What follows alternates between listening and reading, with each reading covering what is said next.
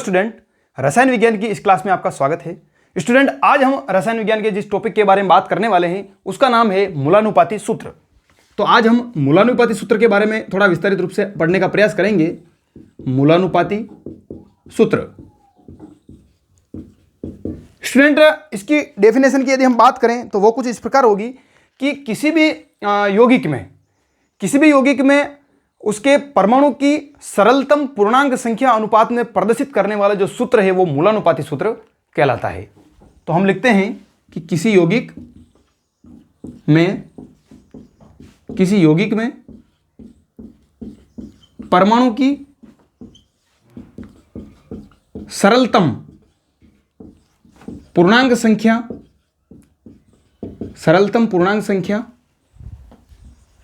अनुपात में प्रदर्शित करने वाला सूत्र मूलानुपाती सूत्र कहलाता है। स्टूडेंट, जैसा कि परिभाषा से पता चल रहा है कि उसके जो कोई भी हमारे पास अणु है उसके जो सूत्र है उन सूत्रों को बिल्कुल सरल अनुपात में प्रदर्शित करने वाला जो सूत्र है वो मूलानुपाती सूत्र कहलाता है। स्टूडेंट, मूलानुपाती सूत्र को ज्ञात किस प्रकार किया जाता है उसके लिए एक सबसे महत्वपूर्ण बात है कि यदि द्रव्यमान प्रतिशत आपको पता है उस तत्व का तो आप उस अणु का मूलानुपाती सूत्र आसानी से निकाल सकते हैं। तो हम एक पॉइंट लिखेंगे स्टूडेंट कि यदि द्रव्यमान प्रतिशत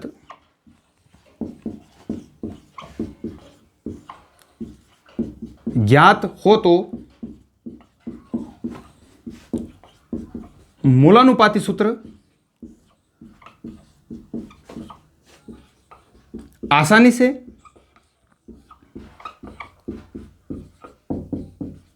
ज्ञात किया जा सकता है। ठीक है स्टूडेंट, अब हमारे पास मूलानुपाती सूत्र को थोड़ा विस्तारित रूप से जो पढ़ने का जो टाइम है वो अब आया है कि हम इसको एक क्वेश्चन को सोल्व करेंगे। उसके आधार पर आप समझेंगे कि मूलानुपाती सूत्र को किस प्रकार ज्ञात किया जाता है। तो हम एक क्वेश्चन लिखते हैं।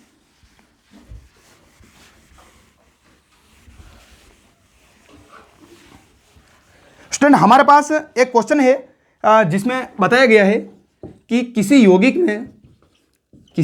में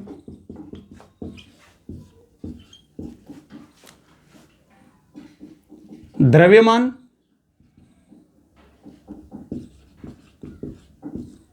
प्रतिशत क्रमशः हाइड्रोजन का 4%, कार्बन का 24.27% और क्लोरीन का 71.65% है और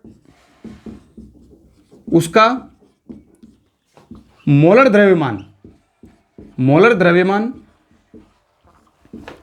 98% है, 98 ग्राम है। तो उसका मूलानुपाती सूत्र ज्ञात कीजिए। स्टूडेंट, इस मूलानुपाती सूत्र वाले टॉपिक को शुरू करने से पहले हमने थोड़ी बात की थी कि यदि हमें द्रव्यमान प्रतिशत ज्ञात है तो हम मूलानुपाती सूत्र को ज्ञात करने में हमारे आसानी होगी। तो हम ये जो क्वेश्चन है इसको हम कुल 5 चरणों में सोल्व करने का प्रयास करेंगे स्टूडेंट। तो सबसे पहला जो हमारे पास चरण है वो कुछ इस प्रकार है कि चरण नंबर 1, यानी कि हम इसको स्टेप भी कह सकते हैं। तो जो पहली स्टेप है उसमें क्या करना है हमें कि जो द्रव्यमान प्रतिशत दिया गया है उसको हमें ग्राम में कन्वर्ट करना है। किस प्रकार करना है स्टूडेंट कि द्रव्यमान प्रतिशत को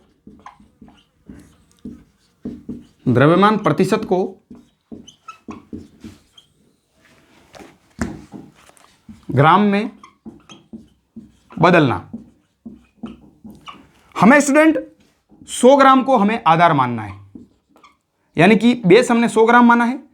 यदि हम यहां पर इन सबको जोड़ें तो वो उसका जो कुल द्रव्यमान प्रतिशत है वो 100 ही आता है, 100% ही आता है। तो उसके लिए हमें यदि 100 ग्राम लिया है तो वो हमें सोल्व करने में आसानी होगी।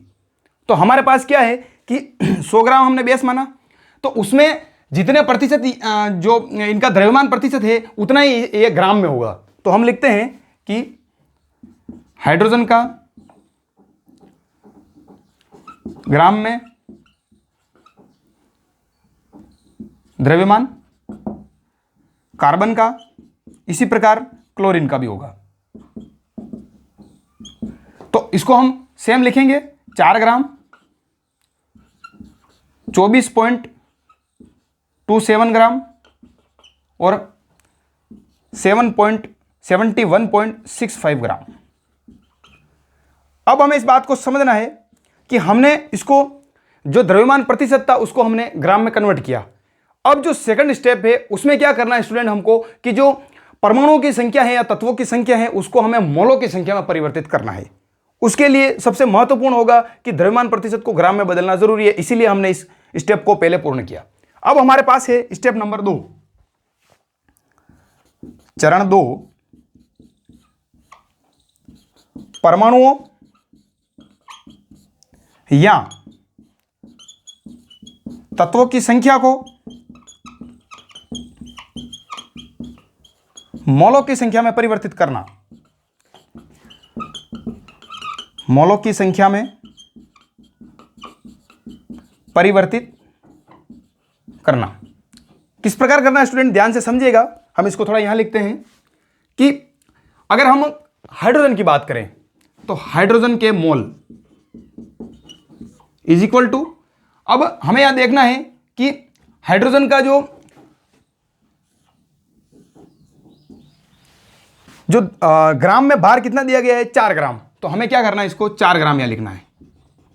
अनुपात में हमको क्या लिखना है कि हाइड्रोजन का द्रव्यमान लिखना है, वो जो है 1।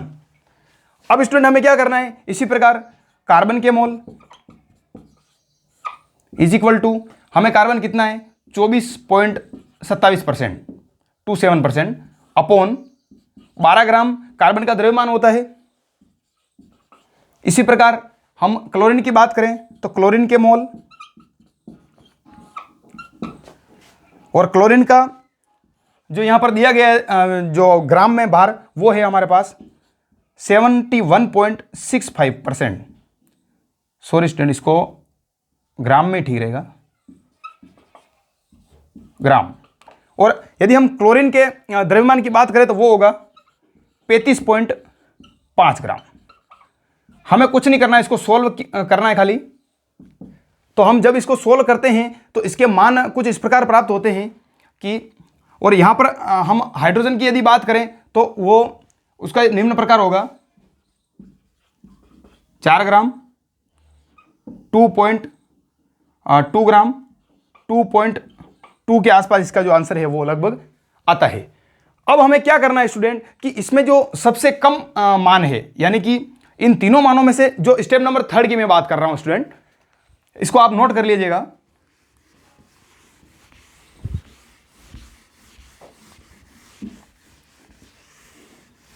अब हमें क्या करना है चरण नंबर 3। चरण नंबर 3, अब हमें चरण नंबर 3 में क्या करना है कि जो सबसे जो कम मान दिया गया है उस मान का इन तीनों मानों में भाग देना है, जिससे हमें वो अनुपात निकल पाएगा, और उस अनुपात से हम उस सूत्र को ज्ञात करेंगे। तो चरण नंबर 3 में क्या करना है कि सबसे कम मान का सभी मानों में भाग देना। यहां पर समझिएगा स्टूडेंट कि 4 ग्राम, और यहां पर इन तीनों मानों में सबसे कम मान जो है ये 2.2 मान सकते हैं, हम इसको भी मान सकते हैं, लेकिन सेम है तो जो सबसे कम मान है उसको मान लिया हमने। तो हमारे पास है 2 ग्राम जो कि हमने लिया है हाइड्रोजन के लिए। इसी प्रकार हम कार्बन के लिए भी लेते हैं 2.2 ग्राम अपॉन ये हो गया। इसी प्रकार हमारे पास क्लोरीन का भी हो गया। अब यहां पर इनका आंसर समझिएगा स्टूडेंट, जो कि जरूरी है हमारे लिए, यानी कि 2 आ रहा है, 1 आ रहा है और 1 आ रहा है, इसको हमें अनुपात में लिखना है केवल। तो हम क्या करते हैं स्टूडेंट, इसको अनुपात में लिखते हैं।